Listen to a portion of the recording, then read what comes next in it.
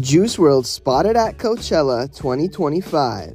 This crazy footage of Juice WRLD being spotted at Coachella is going viral all over social media and has fans' jaw dropped. Everyone thought Juice WRLD was long gone and passed away back in 2019, but it turns out all of us were wrong about that. It turns out Juice WRLD has actually faked his passing all along, and now, years later, the dark truth is being revealed. It's shocking to see because being a Juice WRLD fan, we never thought he would pull this off. But it's true and it's shocking to see.